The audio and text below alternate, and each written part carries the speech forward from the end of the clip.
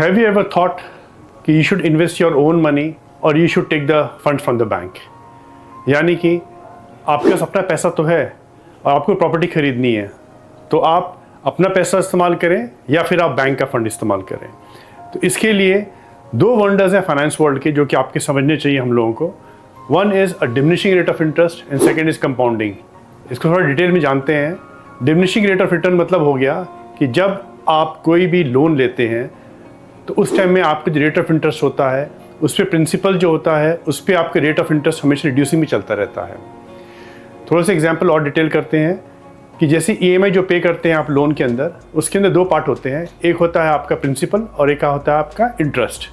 जब भी आप ईएमआई पे करते हैं तो आपका प्रिंसिपल कम हो जाता है और इंटरेस्ट शुरू में चार्ज होता है ज़्यादा।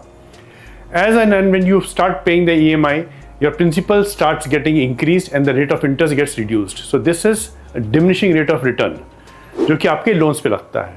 और दूसरी जगह आता है पावर ऑफ कंपाउंडिंग, यानी कि जो आपने इनिशियली इन्वेस्ट किया हुआ है उस पर आपको जो इंटरेस्ट मिला है उस पर अगले महीने वो प्रिंसिपल बन जाता है और उस पर आपको इंटरेस्ट मिलता है। तो ये दो पैरेलल्स हैं, डिमिनिशिंग रेट ऑफ इंटरेस्ट और कंपाउंडिंग। ये दो वंडर्स है फाइनेंस वर्ल्ड के अंदर। इसका इस्तेमाल करने के लिए आपको जानना चाहिए। इसको छोटे से एग्जाम्पल से समझते हैं।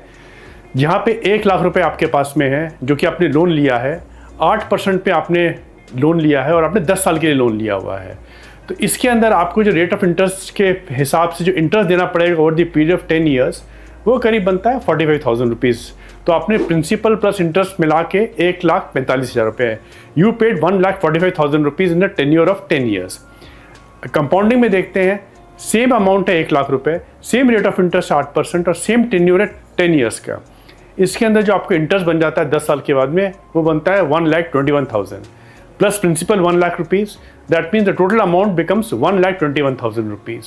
तो जहाँ 1.45 आपने पे किया था 10 साल में लोन में, वहीं आपने इन्वेस्टमेंट में कमाया 2.21 लाख रुपीज़, यानी कि difference of 75,000 rupees. This is the power of finance world, diminishing rate of interest versus investment on compounding.